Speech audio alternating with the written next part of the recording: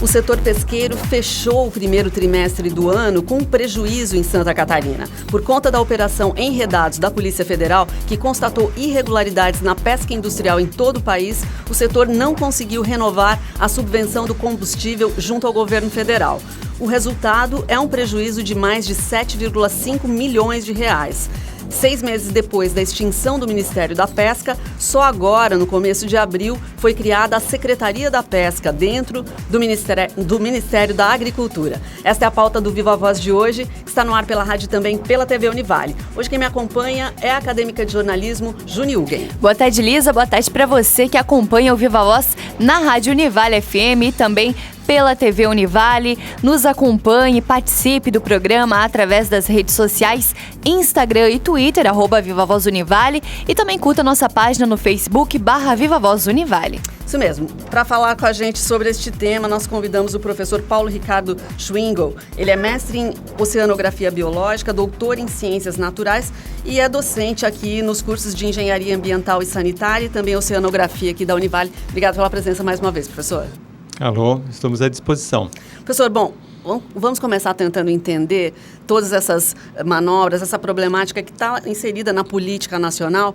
Enfim, a falta desse subsídio do governo federal para o abastecimento das embarcações com óleo diesel, por conta desse efeito colateral, como estão colocando, dessa operação Enredados, já provocou esse prejuízo no setor de mais de 7,5 milhões neste primeiro trimestre do ano, né? Especificamente na pesca industrial aqui em Santa Catarina, né, professor? Bom, eu queria que você fizesse uma análise, quais são as consequências desse prejuízo, como o setor foi afetado por essa situação, professor?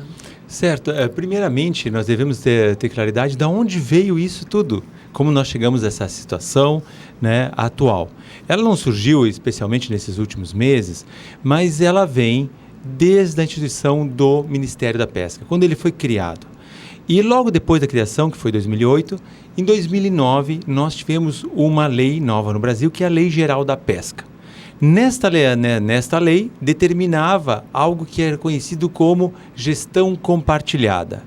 Compartilhada por quem? Pelo Ministério da Pesca e pelo Ministério do Meio Ambiente. Ou seja, qualquer atividade, legislação, normativas que fossem feitas, deveria ter uma anuência dos dois ministros, né? O ministro da Pesca e a ministra, no caso, do Meio Ambiente, né? O fato é que, com essa determinação dessa gestão compartilhada, a coisa não funcionou. Então, a partir de 2009, praticamente nós não tivemos gestão pesqueira no nosso país. Não aconteceu nada, todos os fóruns de discussão foram desarticulados, né? O nosso trabalho com gestão pesqueira ficou exatamente à deriva, aproveitando esse trocadilho, né? Mas nós estávamos num barco à deriva, né? Não sabíamos o que ia acontecer. A partir de 2005, no início de 2005, depois de todos esses anos, nós estávamos num nada em termos de gestão, houve uma iniciativa de um novo ministro que parecia mais interessado com a gestão pesqueira no nosso país e tomou uma decisão de colocar para frente a criação dos CPGs. CPGs são os Comitês Permanentes de Gestão. Esses CPGs cada CPG é por área, pesca da sardinha, pesca de atuns e assim por diante. Esse CPG tem um subcomitê científico associado a eles. Então, o que parecia que era grande notícia no passado, depois de tanto tempo, sem termos algo de novo, né, e sem termos de gestão pesqueira no nosso país, né, estava acontecendo isso. Foi implementado no país o Comitê de Atuns e Afins, né, que é um comitê muito importante porque ele está ligado a um órgão internacional que se chama ICCAT, que é a Comissão Internacional de Conservação do Atum do Atlântico, ou seja, o Brasil é signatário de um acordo internacional. Como tal, ele deve cumprir normativas, por isso o governo se acelerou em que esse comitê funcionasse, com uma pressão da área internacional, ou seja, do popular Itamaraty, né? O fato é que os outros comitês estavam sendo estruturados e ali ia ser o fórum de discussão. Mas o resultado disso que veio a Operação Enredados em outubro. E com a operação desarticulou o Ministério, a presidente Dilma extinguiu o Ministério, passando todas as atribuições ao Ministério da Pesca. Se pensava que isso poderia ser ruim. Para a agricultura, né, professor? Para a agricultura, desculpe. Para o Ministério da Agricultura e Abastecimento, né? E nós pensávamos que isso poderia ser algo ruim. Mas não era ruim, era muito pior do que se pensava. Porque o nosso governo atualmente não tem capacidade de reação em tempo hábil ao que a economia precisa. Ou seja, depois da extinção do Ministério, em outubro de 2005, nós tivemos 6 meses que não aconteceu efetivamente nada. Na verdade, a estrutura administrativa, que era do Ministério da Pesca e Agricultura, ela foi totalmente desfeita, foi desestruturada, ficando com um número muito pequeno de técnicos para fazer o trabalho e não tinha nenhum poder deliberativo, porque eles não tinham ainda a estrutura formada. Né? Não foi simplesmente uma transferência da estrutura do Ministério da Pesca. Não, o Ministério da Pesca e Agricultura se desfez. E daí nós devemos lembrar de algumas coisas. Tem algumas coisas que era importante a gestão no país, mas algo que pelo menos acontecia quando tínhamos o Ministério da Pesca, era o licenciamento das embarcações. Pois é. Todas as embarcações do nosso país, da pesca industrial, devem ter licenças anuais. E essas licenças são renovadas praticamente de forma automática. Se não existe nenhuma pendência da embarcação, algum problema, alguma multa, esse tipo de coisa, a renovação é feita automaticamente. Entretanto, essa desarticulação atingiu os escritórios regionais que eram responsáveis por isso. Para se ter uma ideia, o nosso escritório regional, que inclusive ele existe devido ao apoio da Secretaria de Pesca do município de Itajaí, ele tinha 3 funcionários. Até semana passada ele tinha 1, porque os outros 2 foram transferidos. E esse 1 entrou de férias. Isso mostra a pouca responsabilidade que nós temos com os gestores do nosso país. Né? Então, hoje, se uma embarcação necessita tirar a licença, aonde ela tem que ir? Ela tem que ir a Florianópolis. Você imagina uma pessoa que trabalha num barco, capitães de barco, eles praticamente ficam no mar, eles têm que parar a embarcação. Cada embarcação que para são, em média, 11, 12 tripulantes, algumas embarcações mais, podem chegar a 20, os atuneiros, por exemplo. Né? E você pega uma embarcação dessa e isso representa quantas pessoas?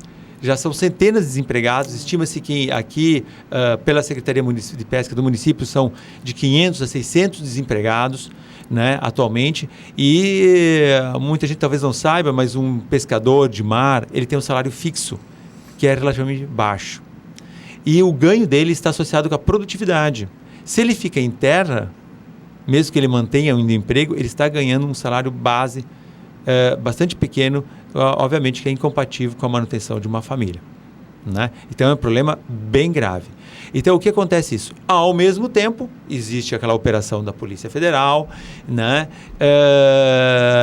Daí eu tenho uma opinião sobre as consequências desse fato. Realmente, independente da ação policial, né?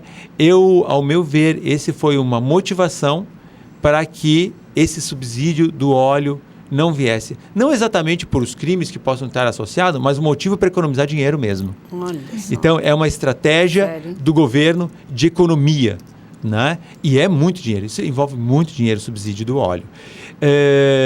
As consequências disso, mais práticas, especialmente para quem não está ouvindo agora, o fato de que isso aumenta o valor final do pescado.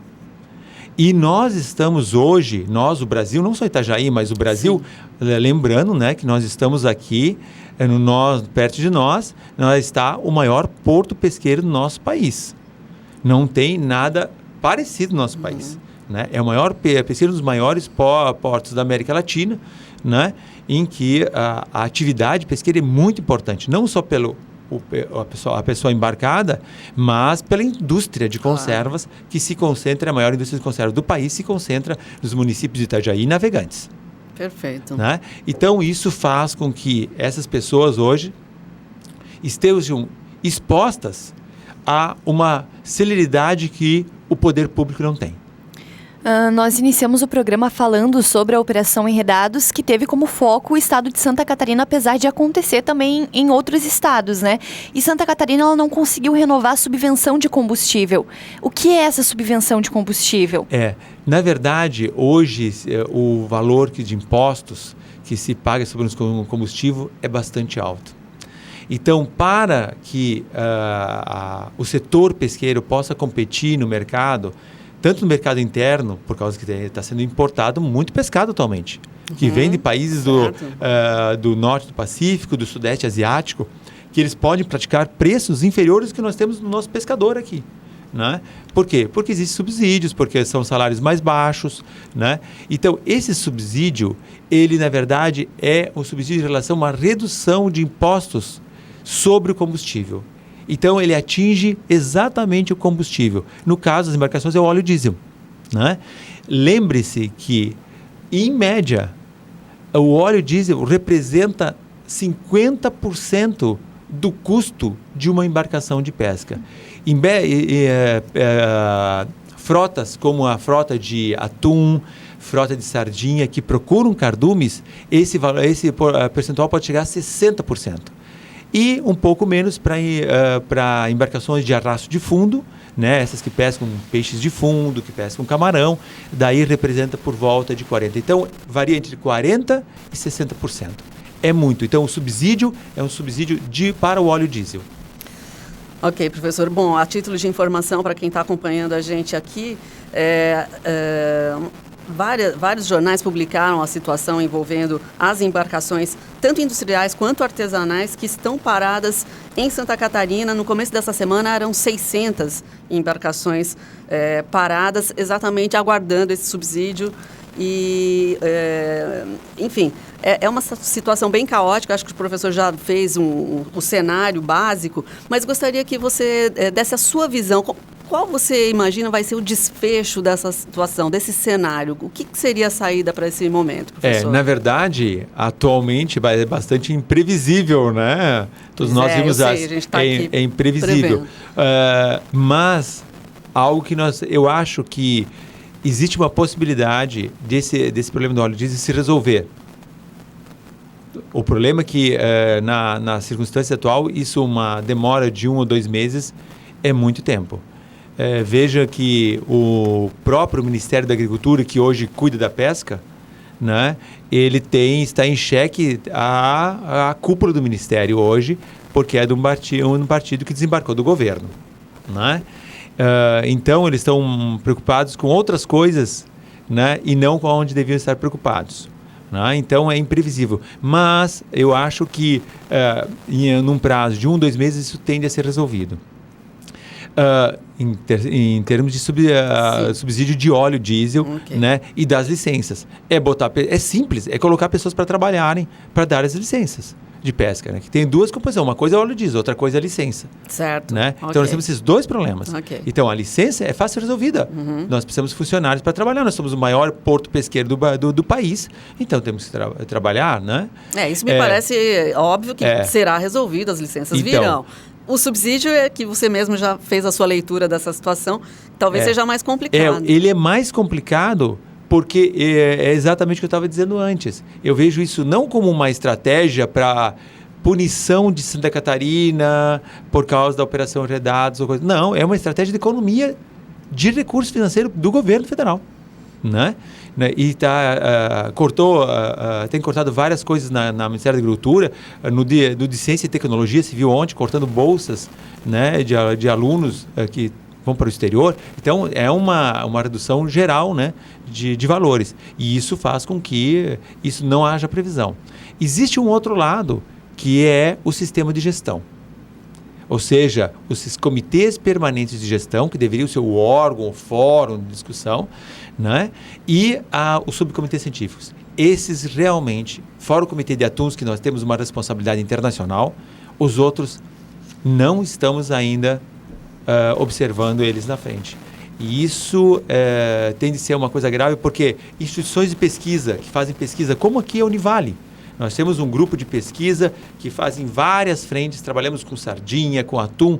Hoje funciona assim, se nós verificamos alguma coisa, algum fato, algum resultado de pesquisa que identifique uma situação de risco desfavorável, aonde uma simples ação de gestão poderia ser resolvida. E não existe esse fórum. Então, eu faço alguma descoberta científica, né, que põe em risco essa atividade. Qual é o fórum que eu possa levar? Ele não existe.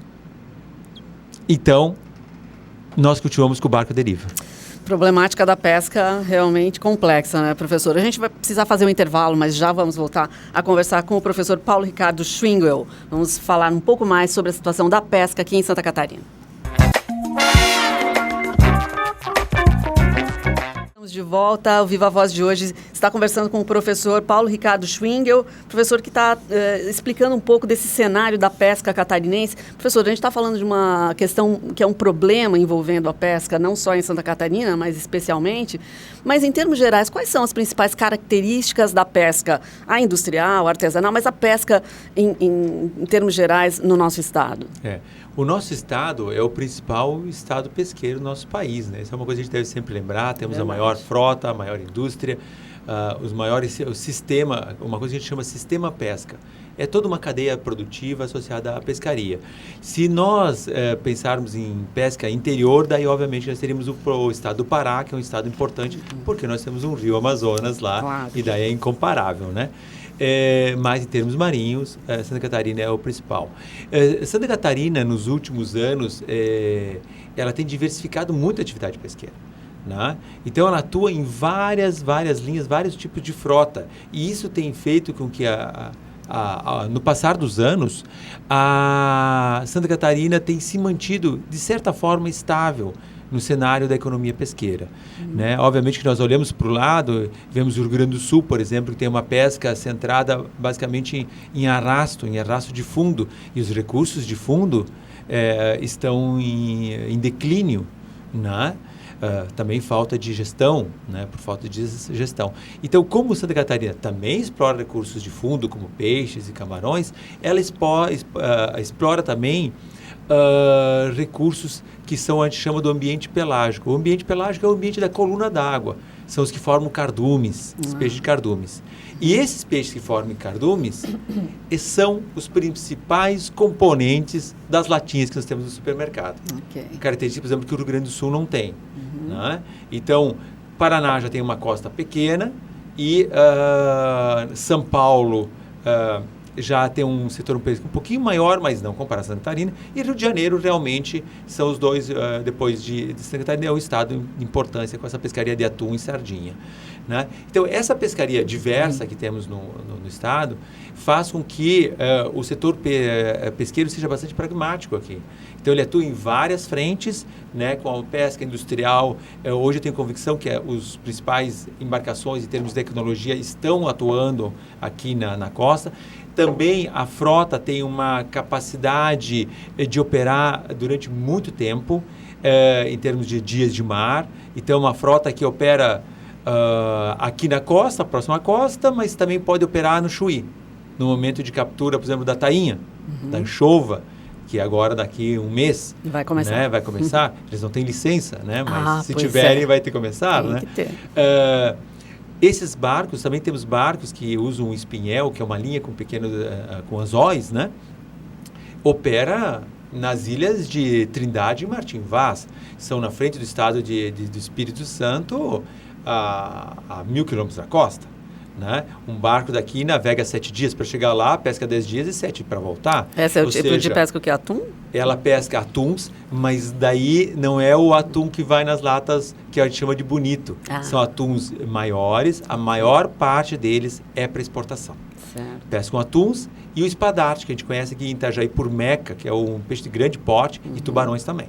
Né? Esses já têm um valor agregado maior, a maior parte deles são exportados para vários países do planeta, Estados Unidos e Europa especialmente. Né? Então, um barco tem uma autonomia e uma amplitude de pescaria enorme. Os barcos de Santa Catarina seriam os barcos mais qualificados para operar nesse leque de alternativas no sul do Brasil. Devemos lembrar uma coisa que a gente ainda tem que ter um cuidado para não comparar o sul do Brasil com o Nordeste, por exemplo. Porque o sul do Brasil ele tem uma plataforma continental muito larga. A plataforma continental é essa parte que continua do continente, né? Isso vai aproximadamente até os 200 metros de profundidade. Depois tem o talude, que vai para aquelas grandes planícies de grandes profundidades oceânicas. Então, ela é muito larga. Okay. Quanto mais larga, é mais produtiva. Por exemplo, a costa de Santa Catarina, essa plataforma continental, ela chega aproximadamente a 100, 110 milhas. Isso representa 200 quilômetros. Né? Mas se tu comparar essas 100, 110 milhas, tu vai para a costa nordeste, as plataformas são estreitas. 30, 40 milhas. Então, são plataformas menos que a metade da largura. Significa que nós temos estados com baixa produtividade natural, produtividade biológica. Então, um estado de Pernambuco, de Alagoas, nunca vai ter a produção pesqueira que nós temos. É uma questão de capacidade de ecossistema mesmo. Não é questão de marcação de tecnologia. Comparado com nós aqui, podemos comparar o estado do Pará e Amapá em termos de largura de plataforma. Então, nós temos um ambiente largo, amplo, com uma diversidade grande de frotas pesqueiras. Nós temos um outro setor, que é o setor artesanal. É uma outra modalidade. Nós temos a modalidade pesca industrial e modalidade artesanal. Claro, existem essas outras pescas de subsistência, né? São esportiva, mas elas têm um papel bem menor. Então, os dois segmentos, pesca industrial, pesca artesanal. E este pesca artesanal, então, atua de uma maneira com menor autonomia. Normalmente, as embarcações vão e voltam no mesmo dia. Atuam sobre peixes de fundo ou camarão, né? Camarão vermelho, camarão sete barbas, que é muito comum encontrar na nossa região, né? Nos restaurantes, nos supermercados. Né? Então, eles atuam com pequenas embarcações ou atuam com cercos de praia. Então, esses pescadores, essas comunidades tradicionais, elas têm um número de pescadores muito maior que a pesca industrial. Né? Então, esse setor ele é amplo e agora, só que esse setor ele tem sido atingido fortemente pela redução, ou seja, pela depressão dos estoques pesqueiros. Porque eles estão nas zonas de costa, aonde nós, os humanos, não temos feito o nosso dever de casa de cuidar dessas regiões. Eu acho que nessa que a gente tem uma pergunta que eu acho que a Juniette estava preparando, né, Juni? A gente queria saber, professor, você como um pesquisador, né, um estudioso do setor, como você avalia a qualidade da pesca industrial, tanto na parte tecnológica quanto na ambiental aqui em Santa Catarina? Eu vou dizer, esse é sempre um assunto bem delicado, né? Em termos de tecnologia, hoje nós temos acesso à tecnologia, o que tem de tecnologia embarcada, né, comparado a vários países do planeta. Né? Tem coisas melhores? Tem, né? Mas daí tem que ver uma coisa, é uma questão de investimento de custo-benefício. Você outros países operam com barco-fábrica. Daí vem, a gente poderia operar com barco-fábrica aqui? Tem tecnologia, recursos para fazer isso? Até tem. O barco-fábrica é aquele que processa o pescado a bordo. Por que a gente não faz isso? Porque nós temos uma limitação, que é a capacidade de produção do ecossistema. Então, não adianta ter um maior número de barcos com maior tecnologia. Isso significaria aumentar a eficiência, e o aumento de eficiência impacta as populações exploradas. Pois é. Então, a gente tem que ter muito cuidado. Né? Então, a gente poderia botar mais barcos? Não, a gente está no limite. Está no limite. Né? Então, a qualidade do pescado marinho brasileira, especialmente que você teria, é muito boa. Ou seja, melhor, quanto mais afastado da costa, mais qualidade nós temos. Né? Ao mesmo tempo, nós temos as populações tradicionais de pescadores, que é a pesca artesanal. Essa atuando em zonas mais limitadas, né? Tem um pouco menos acesso à tecnologia, né? Mesmo que opera de uma forma mais restrita e com um número de pescadores relativamente grande. Né? Por isso, hoje, existe uma tendência de fuga desse setor pelos jovens.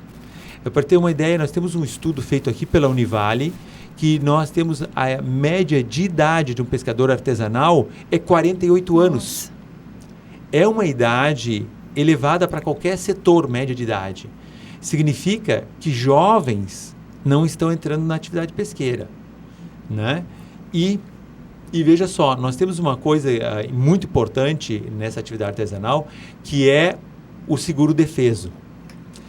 Esse é um assunto bastante delicado, porque quando foi o governo atual entrou no poder, lá em 2002, entrou esse seguro-defeso. Ele parece bastante importante, porque tem meses, nós estamos, por exemplo, no seguro-defeso, agora no momento de defesa do camarão. Não pode pescar nesse camarão, momento. Que é uma fonte importante para o pescador artesanal. A gente não pode pescar camarão. Então, ele não pode, o que ele faz, o pescador artesanal? Não tem que deixar os barcos parados, não tem ganho. Vai esperar seu salário mínimo para passar esse tempo. Mas só que existe um outro lado. O número de pescadores também credenciados, nesses últimos, especialmente na década de 2000, subiu muito. Talvez não que essas pessoas todas estejam no mar, isso tem que ter um controle muito, muito efetivo, porque essas pessoas podem não estar no mar, mas têm acesso ao seguro-defeso. Estão recebendo. E uma outra característica, foi introduzida também um conceito novo que é a mulher pescadora, que também tem direito ao seguro-defeso. Isso ampliou também esse custo para o governo federal. É a mulher que não vai na atividade pesqueira, mas processa pescado em casa. Perfeito. Bom, os temas são muitos, gostaríamos de conversar sobre outros temas que são assuntos de pesquisa do professor Paulo Ricardo Schwingel, mas nosso tempo terminou, professor. A gente gostaria de agradecer a sua participação mais uma vez aqui com a gente. E é isso, né, Juniette? A gente acaba por aqui. Nos despedimos do pessoal que acompanhou a gente até aqui. É isso aí, obrigada pela sua audiência. Nós nos encontramos no próximo Viva Voz.